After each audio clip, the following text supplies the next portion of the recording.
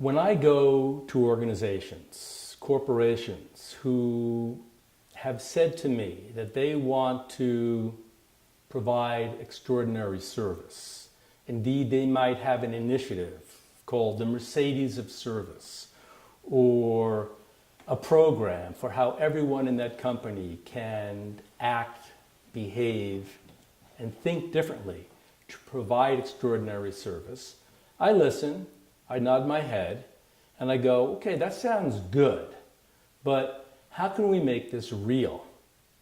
So one way to make it real, when I'm in front of a group of people, and you can borrow or adapt the story if you want, or you can find your own version of the story and tell that when it's time to have the conversation about delivering extraordinary service. Here's the story from my own life.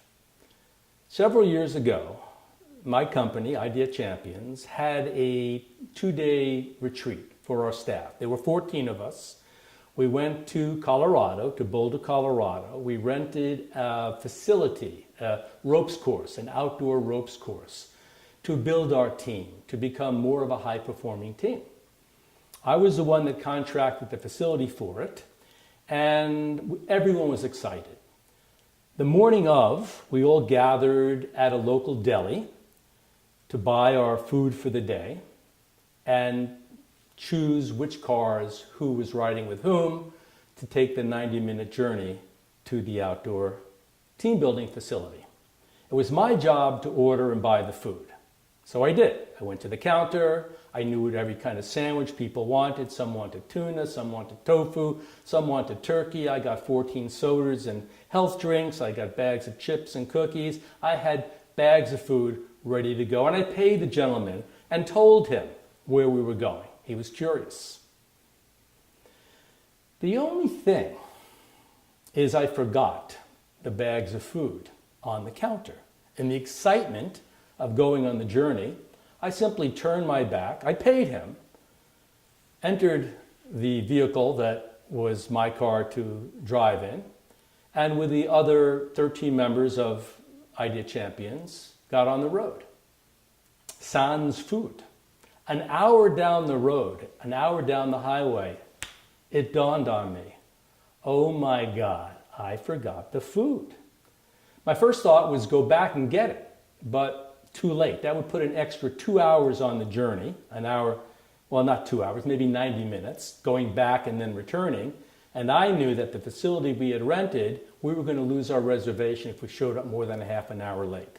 I also knew we had no time to buy food on the road, and I also knew that the facility itself had only vending machines. They had no restaurant. So basically, everyone was going to be hungry, and I felt, appropriately so, guilty, but I told no one. Continued driving. We got to the facility.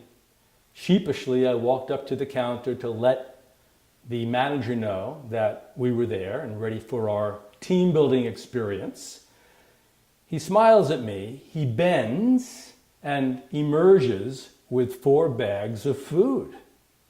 The food I had left on the counter. What? Are you kidding me? Huh? And he smiles and he said, a few minutes ago, before you arrive, the man who owns the deli in Boulder, Colorado, walked in to this facility, recognizing that you left your bags of food behind. And he got in his car 5 minutes after you left, driving faster than you drove, beat you here, and hand-delivered the food and left. So you have food. I was astounded. I could not process this. This man who owned a simple little deli drove 90 minutes there and 90 minutes back to hand deliver the food that I forgot on his counter. An example of service beyond the call of duty. When I am in front of a group of people who are talking vaguely, generically, theoretically about the need to raise the bar for service, if there's an opening, if there's a willingness, if the time is there, and the story takes 3 minutes less, by the way, I tell the story. As soon as I tell the story, the whole mood in the room changes.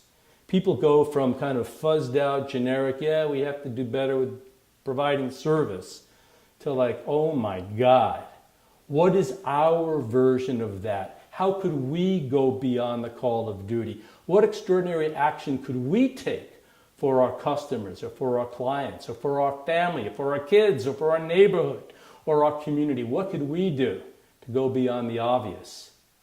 So all of that is embedded in the story. The story is the container, the shape, the platform to deliver a principle, a memorable message.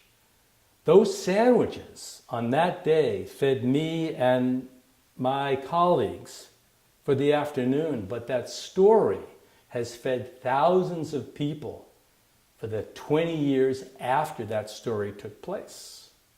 That's the power of story and storytelling.